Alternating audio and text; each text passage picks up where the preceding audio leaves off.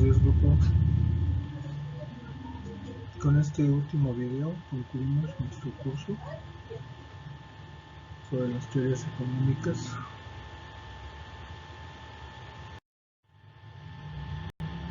Revisando 11 escuelas,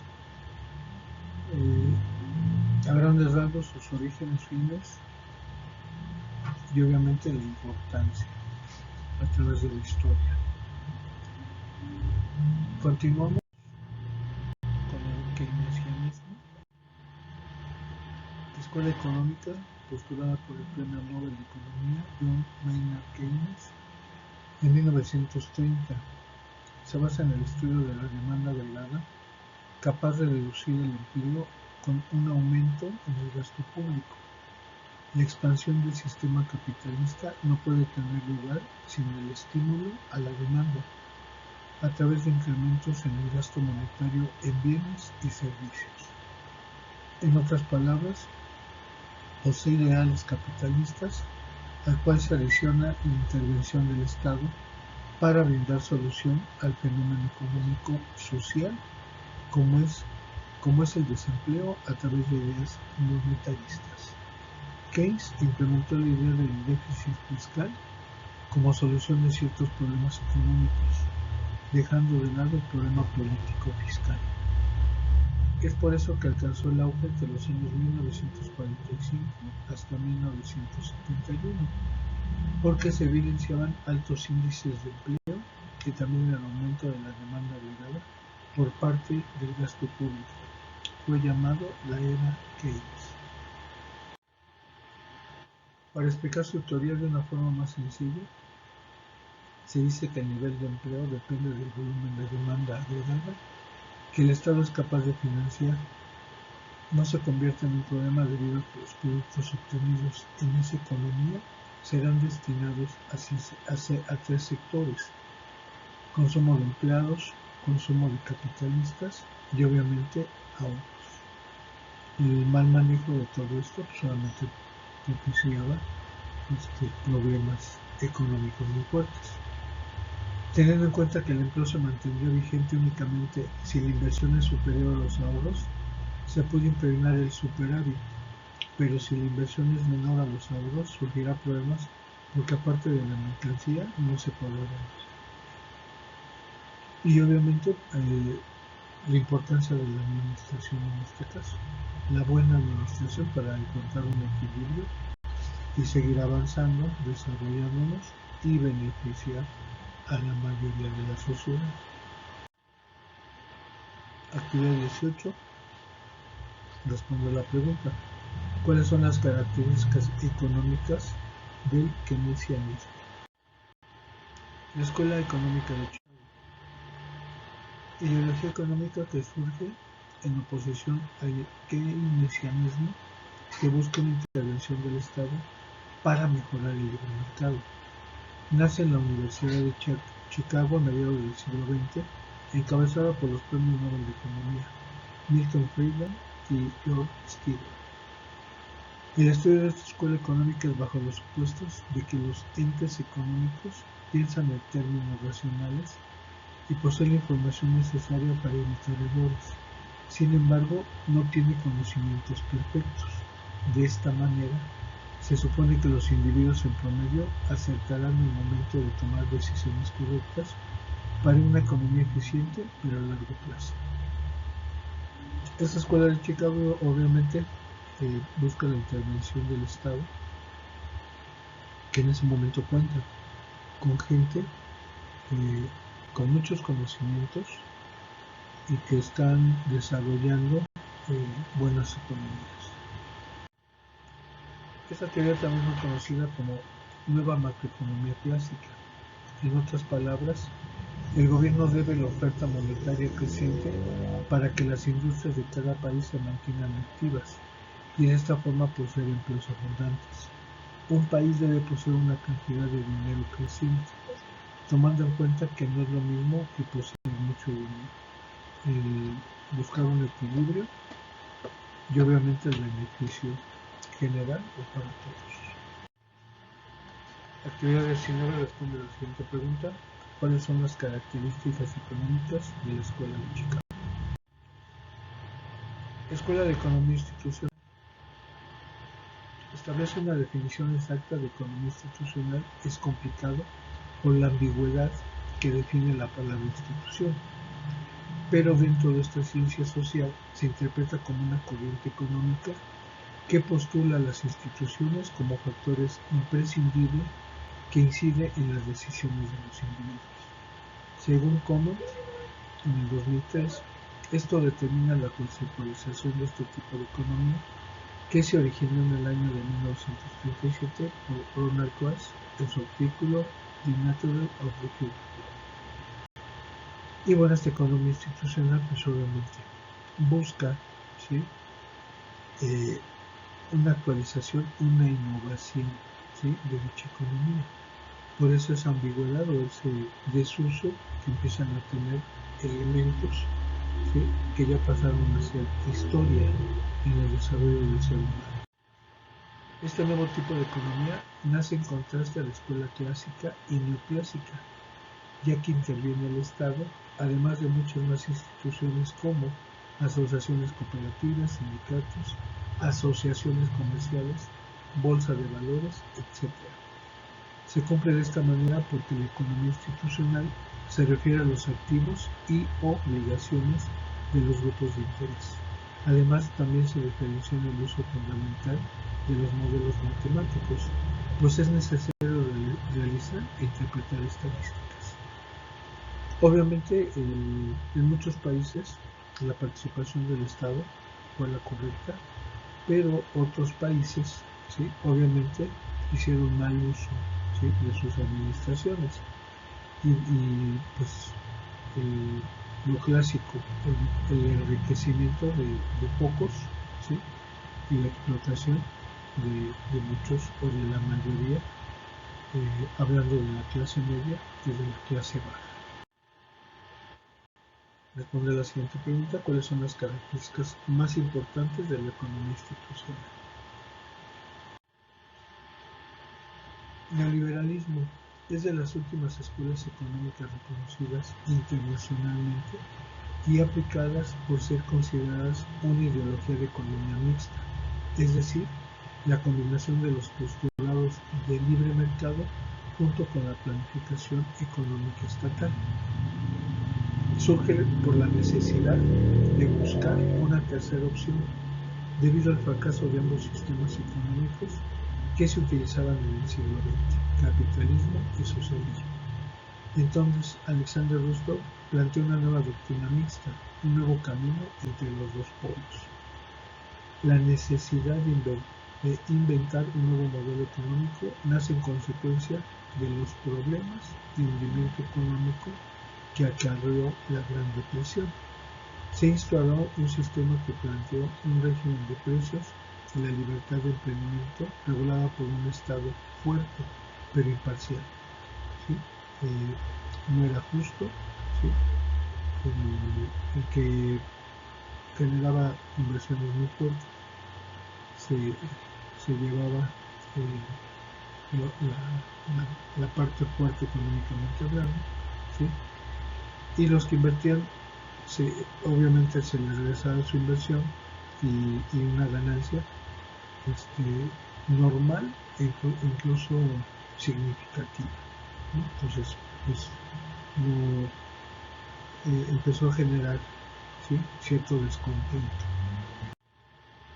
A pesar de haber sido inventado en 1938, se sigue utilizando actualmente en muchos países a nivel mundial porque permite el desarrollo y crecimiento económico, siempre y cuando se esté utilizando de manera adecuada. Para definir el neoliberalismo técnicamente, Horner, Yanes y Horta manifiestan que es un sistema de acumulación por desposesión. Sus principios más importantes son privatización y mercantilización de bienes y servicios públicos, financiación de especulación económica, gestión y manipulación de la crisis y redistribuciones estatales. Definitivamente es una escuela económica de gran importancia, aunque no siempre simpatizará a todos los individuos, porque hay quienes deciden implementar otro tipo de ideología para su desarrollo económico, es decir, el no ponernos de acuerdo. Sin embargo, el neoliberalismo promueve la innovación tecnológica, la competitividad del mercado, el máximo beneficio de los emprendedores y el crecimiento económico de las naciones, siempre y cuando estemos hablando del gobierno idóneo, funcional, equitativo y que éste beneficie a todos los miembros de una sociedad. Por ahí se empezaba a hablar de lo que hoy conocemos como la globalización. Actividad 21 responde a la siguiente pregunta: ¿cuáles son las características económicas de la escuela neoclásica? Nuestras conclusiones. La economía está inmersa en las actividades sociales que han desarrollado las personas en la historia de la humanidad, desde la prehistoria, cuando el objetivo de los individuos era satisfacer sus necesidades biológicas diariamente, hasta la actualidad, que se estudia y realizan modelos económicos que promueven el máximo beneficio de las personas, ¿sí? No hablamos de 20, 30, 40, 50 individuos dentro de esos iniciativos, sino hablamos de países, ¿sí? Y países con miles de millones de habitantes, y que pues obviamente generan situaciones cada vez más complejas. El nomadismo caracterizó el periodo paleolítico, cuando las personas se dedicaban a la caza, agricultura y ganadería. Posteriormente, el neolítico inventó un nuevo sistema económico conocido como trueque, donde se realizaba el intercambio de excedentes para satisfacer las necesidades de otras poblaciones. Miles de años después, en una nueva etapa de la historia, las edades antiguas y medias fueron representadas por dos tipos de sistemas económicos: el esclavismo y feudalismo respectivamente, que siguió oprimiendo a muchos y enriqueciendo a pocos.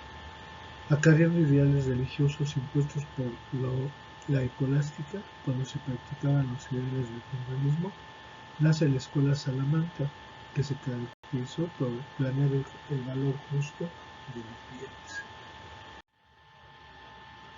Luego nace el mercantilismo, que impulsaba el autoritarismo del Estado, que organizaba la economía de una forma monopólica, ¿sí? En oposición al mercantilismo surge la fisiocracia, que decía que la riqueza se encuentra en la agricultura y que el Estado no debe intervenir en la economía del país, ya por ciertas experiencias y resultados que se tenían hasta ese entonces. La escuela clásica o liberalismo, tal vez una de las doctrinas más estudiadas en economía, porque brinda las oportunidades de escudriñar esta ciencia social. Se basa en una economía de libre mercado. Después, con unas reformas en las teorías que había planteado Smith en la escuela clásica, aparece el neoclasicismo, que estudia el comportamiento de los individuos que interactúan en las sociedades. La oposición de estas escuelas surge con el nombre de marxismo, que tenía por objeto implementar una teoría económica centralizada, es decir, que el Estado planifique la distribución de riquezas. La escuela austríaca es un tipo de capitalismo extremo en el cual el Estado no puede inmiscuirse. Además, precios compatibles y la abolición de bancos centrales. ¿Sí? Volvemos al punto del beneficio de unos cuantos y la explotación de la mayoría. Consecutivamente, el surgimiento del keynesianismo nace como una de las primeras economías mixtas, donde el Estado interviene aumentando la cantidad de demanda agregada para subir el índice de empleo. Aquí, obviamente, se habla de una funcionalidad del Estado o de los gobiernos en muchos países, pero no en todos, por eso es lo que va a marcar la diferencia. En oposición, nace la Escuela de Chicago, que tenía por objeto garantizar la actividad económica de las industrias que brinden mayor cantidad de empleos. La economía institucional también se encuentra regulada por numerosas cantidades de instituciones públicas que garantizan una economía planificada que incide en las decisiones de las personas. El neoliberalismo es otro tipo de economía mixta, donde predomina el libre mercado y el apoyo de un gobierno imparcial. Cierta funcionalidad, pero bueno, hay un trasfondo que no convence. En conclusión, la economía es una ciencia social que ha ido evolucionando en el transcurso del tiempo, desde las decisiones por lógica hasta la invención de modelos que simplifican la vida económica de las personas. Dentro de este aspecto de ciencia social, ¿sí? Observa, ¿sí? Experimenta, ¿sí? Y crea un proceso de mejoramiento.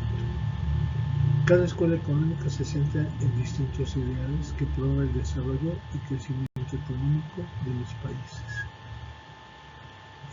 Por ahí algunas muy funcionales, otras que desgraciadamente no fue tal el funcionamiento y que perjudicó o sigue perjudicando una gran manera. ¿Sí? Una materia muy importante, ¿sí?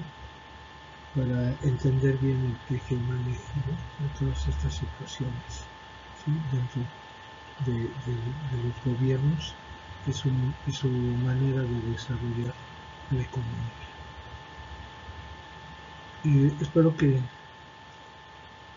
este curso tenga los elementos necesarios e importantes para su formación dentro de su carrera. Cualquier comentario, cualquier duda, ¿sí? A cuales estamos por el WhatsApp y por el correo institucional. Agradezco mucho su interés para con la materia, su intervención, ¿sí? Dentro de las asesorías. ¿Sí? Por ahí entendemos el problema de horarios de empleos. Sin embargo, queda abierto, ¿no? Tanto ese WhatsApp como el correo institucional, ¿sí? Directamente una llamada telefónica, ¿sí? Para comentar, platicar, ¿sí? Profundizar un poco en el tema. Por mi parte sería todo, les agradezco mucho y bueno, pues sigamos adelante. Muchas gracias y nos vemos en el siguiente curso.